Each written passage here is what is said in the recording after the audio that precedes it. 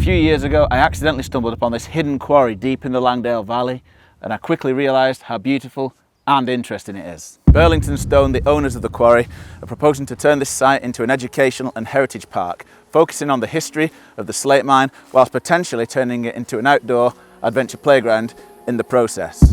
In collaboration with Zipworld, they're calling this project the Elterwater Experience. And in this video, you'll be joining me on a short hike to go and explore this gorgeous scar on the Langdale landscape. I'll be talking about the proposal in a bit more detail, and I'll be asking you guys what your thoughts are on the topic, whilst offering you my own views as well. Stick around, you're not going to want to miss some of the shots of this quarry from the air.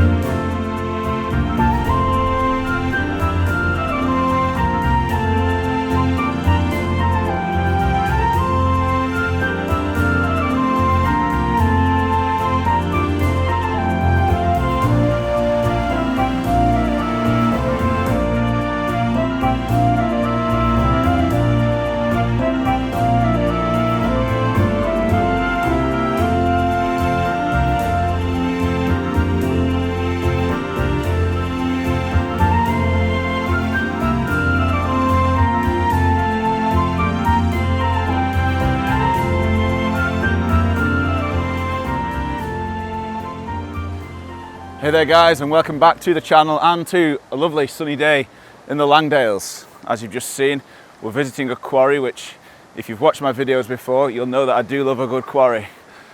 And I'm just heading my way up to the site now. But before I get there, I just wanted to tell you a little bit about how I discovered this place, and there's a little story behind it. I'd just got a new drone, the drone that you've seen me shoot most of my videos on, and I was visiting the park here behind me with my family, and I just thought, I want to test the drone out for the first time in the Lake District. So I brought it up this road here just as a random place to come and fly it. And I thought, let's have a look what's just over that rise just there. And in doing so, I discovered that there was a quarry there, a pretty awesome looking quarry at that. Most notable by the fact that it had a quarry lake formed in the bottom that was loosely in the shape of a heart. I thought it'd be a nice place to visit properly and actually see it, not from the eyes of a drone, but with my own eyes at some point. So a year later, we were back here. We had a little walk up there around about sunset, got some amazing photos, had a good look over the quarry, and it just looked like an amazing place. At that point, I got the idea that it'd be nice to explore the place in a video such as this one. It's only since then that it's come to light that there's this planning proposal in place and that there's this slight debate going on, a bit of back and forth. I thought it would make a good feature and a bit of a debate as a subject of the video. So I'm really hoping it turns out well, and I hope you like it.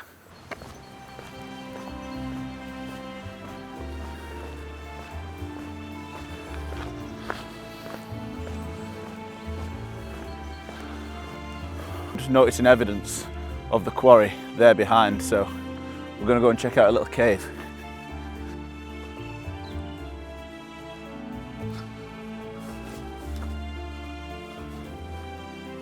It's very soggy and very wet, but already you can see that it's quite a deep, long tunnel. Can you hear the echo? Hello? I haven't got the correct footwear to be going any further. It goes back quite a way. You'd have to crouch to walk along it. Seconds later, I was back on the quarry road. But then another idea popped into my head. And I'm just thinking, this is something I haven't done before. It's gone up this bank here. Let's climb to the top. There is a fence up there. I'm just going to see if I can peer over the edge and see the quarry from a different angle and give you a little preview before we actually get up there.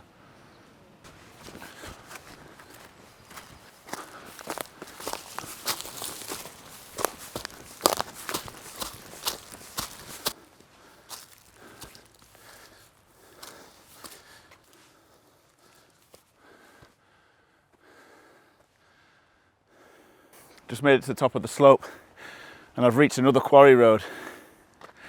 There is a fence barring me from going up any further, but it won't all be in vain because that road does lead to where I'm going. But let's just look over here. There's a fence that allows a peek into the quarry. Our work is not in vain, guys. And wow, you should see the colour of this water. It looks awesome.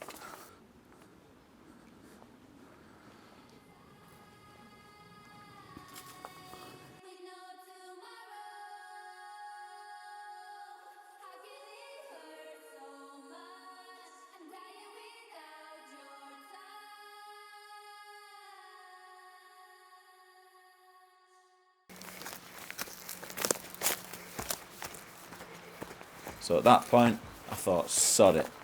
Let's get over this fence, let's get up there, and let's have a proper look at this quarry. Fences were made for climbing, right?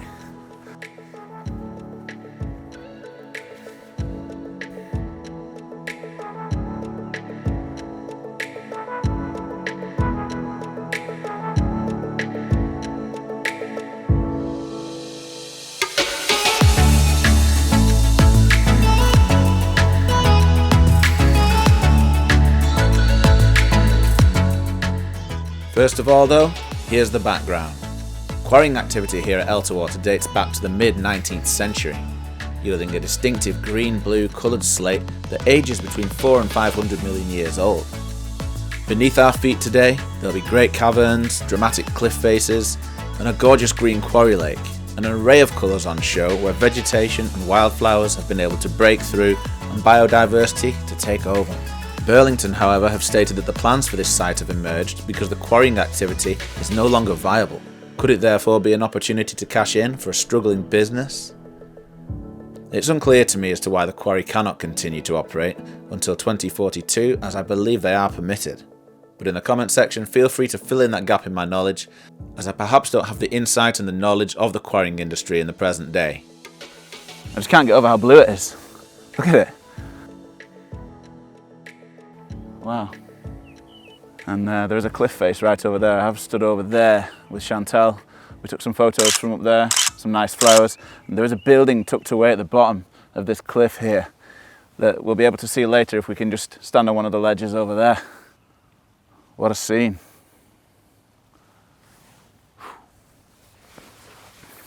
Right, sorry for that little detour. We're back on the route now. I was on that higher road, but as you'll just see in a second, it rejoins the road we were initially on, so you won't need to actually worry about the route changing. But I guess that's what kind of being an explorer is about, isn't it? You can't always plan for these little detours and things that you might find along the way when you're exploring in an unknown place. So that's part of the adventure. And here we have a left, or we have a right. Having been before, I know that I went this way, and that's the way I'm going to take just for route purposes, just in case you decide to follow this yourself. That one, I guess, leads to the same place.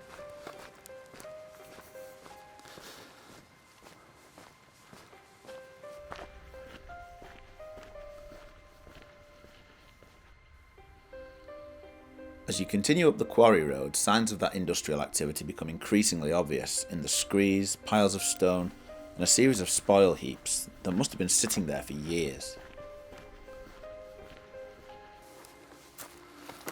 Let's just have a quick look.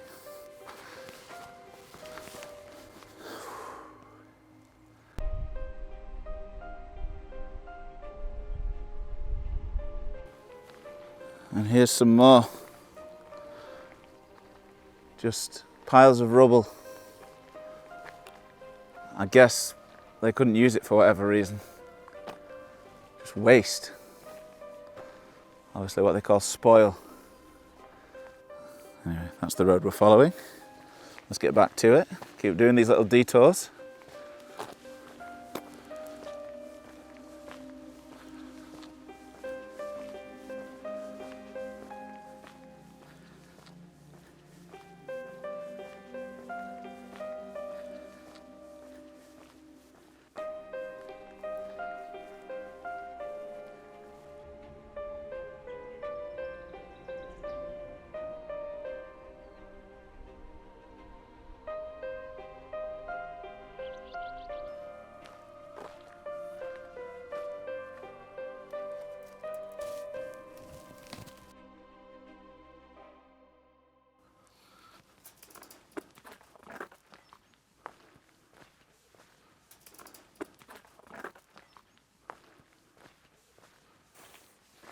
Well, you'll walk past the house here behind me and continue up the lane until eventually you'll come to a viewing point. Looks like there were some old buildings just here to my left. Potential buildings that quarry workers may have lived in back in the day, who knows? We're almost reaching Burlington site here now.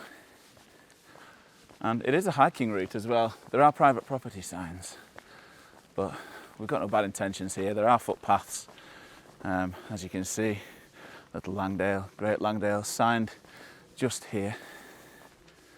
And this viewing platform has been put in, I assume, for the benefit of us. So you want to have a look over and see what's going on.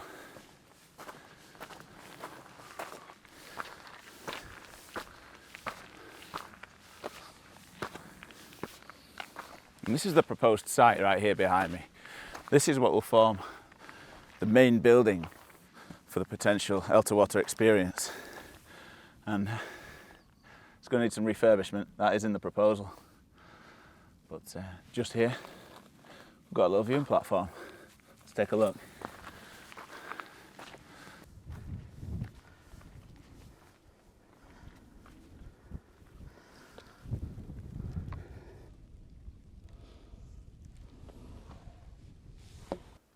So enough of the detours and the faffing around. At this point, I want to look at the proposal for this so-called Elterwater experience and potential concerns and mitigations of those concerns.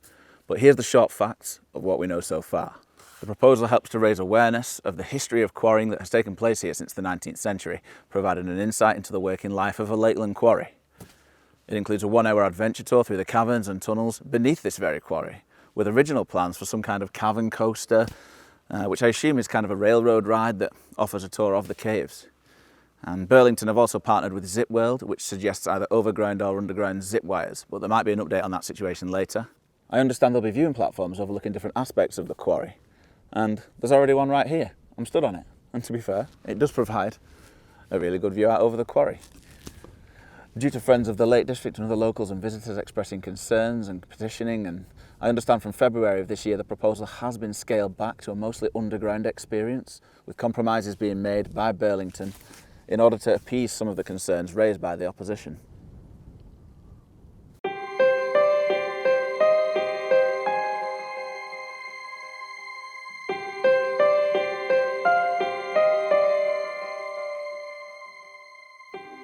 At this point, I wanted to take a look down in the quarry, but when I approached the entrance, I was met with a locked gate.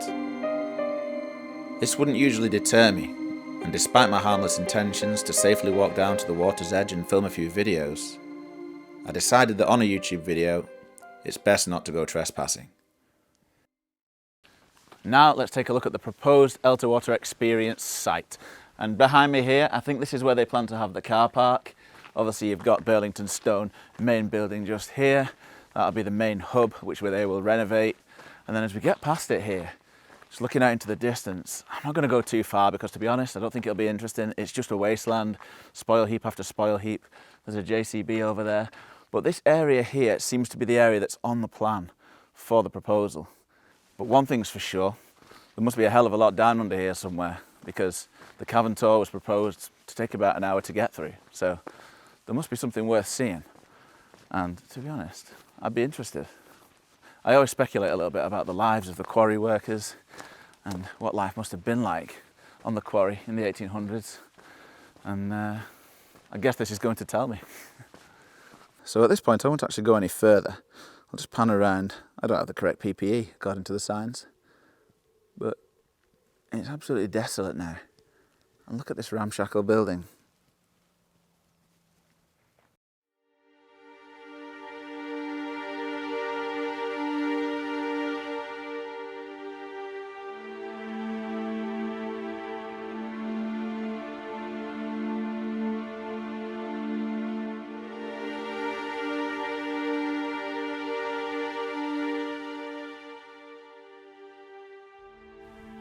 As I approached the site, I was struck by how eerie and quiet it was. I understand that stone is still being extracted here, and a couple of bulldozers indicates the quarry is still active, but it certainly didn't look that way. The main building would need supposed refurbishment to house the visitors centre, but looking at it, I struggled to understand how a slight facelift would make this place safe and usable, without starting again from scratch. In the latest version of the proposal, Burlington have all but cancelled the cabin coaster and zip lines. Parking spaces will be limited to 35 in every 2-hour slot, and they've outlined various methods of sustainable travel, which includes an e-bike charging point to help customers avoid using their cars. Also trying to work with the Smarter Travel Plan laid out by the Lake District National Park Association. However, the proposal does seem to leave several grey areas, as have been raised by the Friends of the Lake District charitable organisation, such as how much biodiversity will be reintroduced to the area, if at all? Will the attraction be expanded in the future? Will their sustainable travel methods be realistic and viable? And how much lighting and visual impairment will there be above the ground in an area classed as open countryside? Will the quarrying activity continue? The site is also very close to a woodland of specific scientific interest, which could also be affected by its proximity to the site. It seems like there's still a way to go before a decision can be made. Further negotiations and proposals, as well as research and evidence, will need to be provided before Burlington can meet the criteria required by the local planning policy.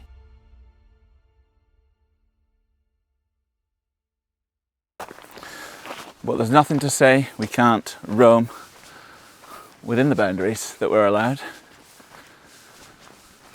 So instead, I retraced some old steps to the cliff top I mentioned earlier, at the centre of the heart shape, where my girlfriend Chantal and I once stood to photograph the quarry.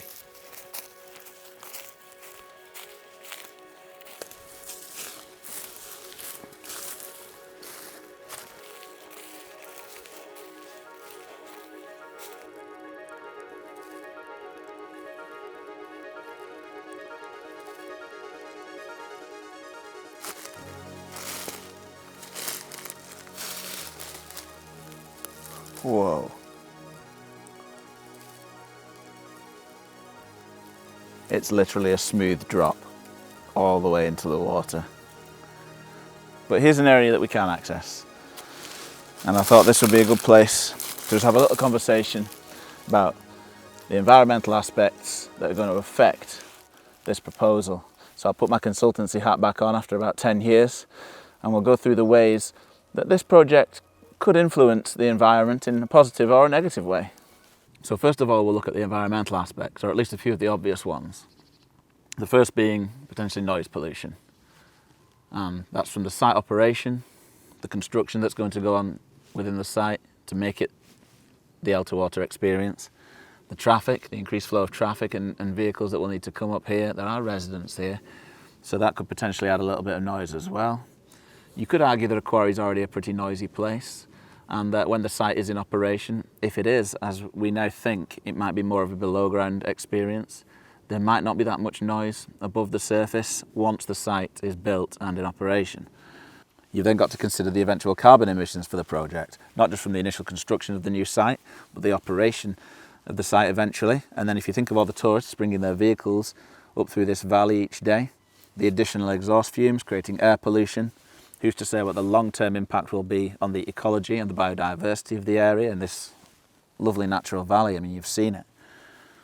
Whether habitats will be destroyed, there's all these things to consider.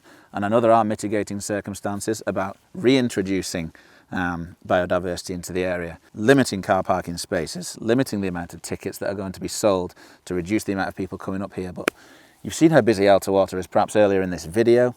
It's a very, very busy honeypot site, I suppose, right here in the Lake District. So that additional traffic flow, it kind of goes against the sustainability goals laid out in the Lake District National Park Management Plan in reducing the amount of people that will need to come in their vehicles. You've also got things like noise and nuisance and litter and things that happen, waste management issues that happen with bringing a load more visitors into the valley, some of whom may not respect the area as much as the locals do, or people who visit here as part of their recreational and leisure time. And now to go through some of the more social and local impacts, you've got things like increased traffic flow, which is causing parking problems, obstructions, noise, nuisance, wear and tear on road networks, congestion. Elterwater is a very busy place, as you've seen. It doesn't need any more people driving through it, really. There are no car parking spaces down there today. I don't know how I got one. And then consider the visual impairments of a site like this. Anything above ground, obviously you've seen the great structure there that we've just looked at behind the camera, but Think of additional signage, fences, new buildings, zip wires, lighting towers. They're all going to create an aesthetic impairment on the environment here. And people come here to get away from all of that. They want to walk through a natural environment. This is where they come to do that, and the Langdale Valley is so popular for it. Of course, at this point, it would be remiss of me not to actually discuss the benefits that a project like this could have in the local area. If you think about job creation, boost to the local economy, the shops, restaurants, pubs, hotels doing that a bit better, tourists potentially extending their stay in the Lake District because they're doing an extra attraction tomorrow. Then factor in the educational benefits, not just for the public and the locals, but for field trips and schools that may be able to visit here and learn about the heritage of a site that dates back 200 or more years. And the educational side of it definitely interests me. I'm just not sure that this is the right scenario and place for such an attraction. What I want now is your opinion. Where do you fall on the matter? Are you a visitor? Frequently? Infrequently? Not at all? Do you just have an opinion on the subject? Or are you a local, not just in the wider Lake District, but maybe in the immediate area around Elterwater and the Langdale valleys? So let us know in the comments if you have any opinions and your own thoughts on the matter. I will respond to them as and when I can. And I'd love a discussion. And I'll be sharing my own opinions on the subject just a little later on.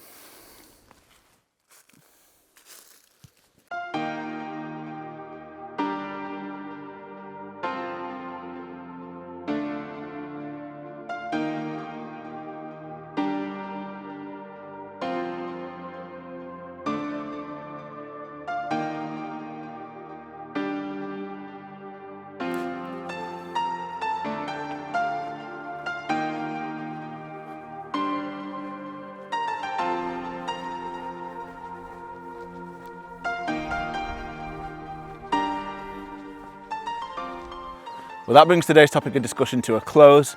If you stuck around, I want to thank you for listening to all of that. It was a lot to take in. I'll be offering my own opinions on the subject shortly. But I'm just gutted we couldn't actually get down there and explore the quarry in person and actually show you around. So, whilst I get down from this hill, I'm going to leave you with Elterwater Quarry from a drone's eye view.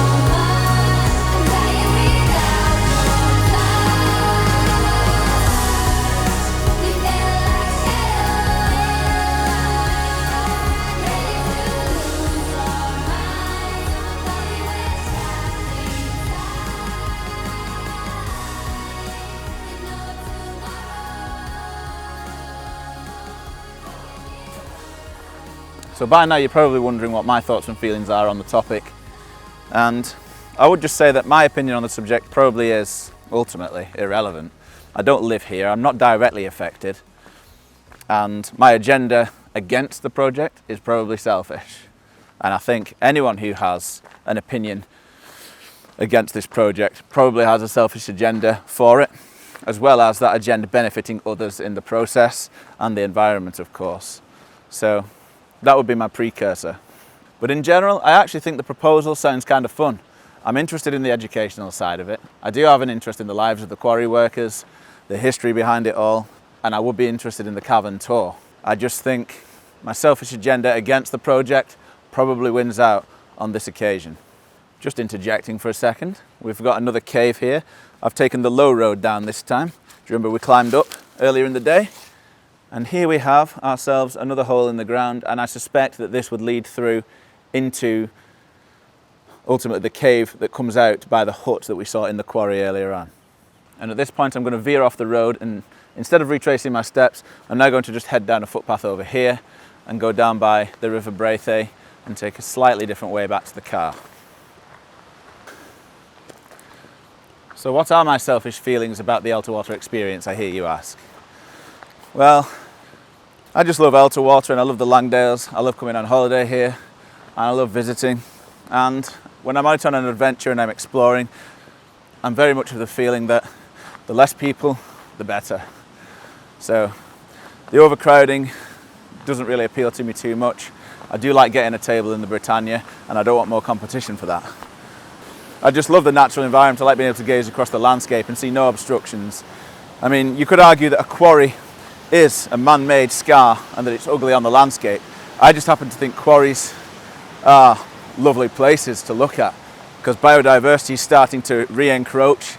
I mean, you've seen that place, it's deserted and flowers are blooming, birds are living there, nature is being allowed to take over. So I'm all for that. I don't want to see it all cleared away. Signage, fencing, it might seem petty, but that's just the way I feel about it. Ultimately, there are a lot of intricacies to this proposal, and I've only scratched the surface today.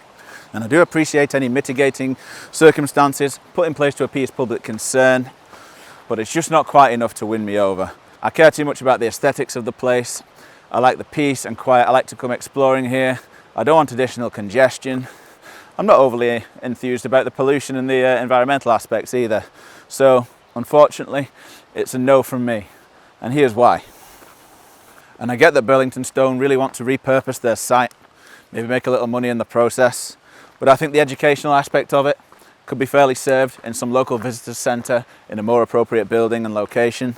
I think they could give more discreet cavern tours, things that people could book onto, where they just take you up there and give you a tour of the cavern safely without all the additional lighting and everything else that would need to be up there all the time, ruining the aesthetics. And if you want to go on zip wires, Grisdale Forest Go Ape is fantastic, so I'd recommend that instead. So I think there are other ways they could do this, but that doesn't help Burlington Stone out at all, does it?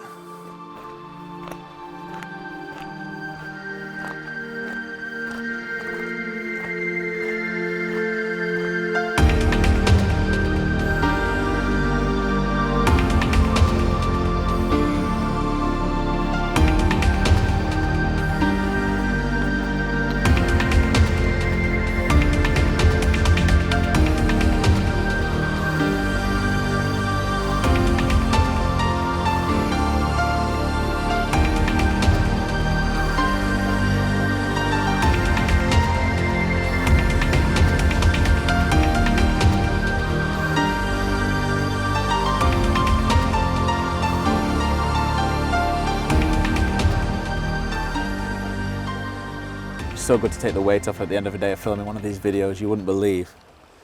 But you will be pleased to know, that's me signing off for the day. I've talked a lot, my voice is going I think. But I do want to leave you with one last thing. If you want more information about the Elterwater experience, the Burlington Stone proposal, visit lakedistrict.gov.uk, you'll find it all on there. And it's very informative about what their intentions are and any of the mitigating circumstances they've put in place. It's all there. And to refer back to a charitable organisation I mentioned earlier, the Friends of the Lake District, they are the only charitable organisation, I believe, that are dedicated to enhancing and preserving the natural environment here in the Lake District. Check out their website, they do keep it updated with any updates on this proposal. They have some very well worded documents of response to the proposal that you can read on there as well as some of their letters and points that they've got to make in opposition to the Elterwater experience. So if you want to read both sides, form your own opinion, I advise you look at those two websites. I will link them below. And with that, all I've got left to say is if you enjoyed this video, please give it a like. If you really enjoyed it, please consider subscribing. I do have loads more adventures planned for the summer. I'm looking forward to getting out and shooting them all and showing them to you eventually. So there's lots to look forward to. And until then, I'll be drinking cider in Wainwright's pub just over here. So explore safely, and I'll see you out there.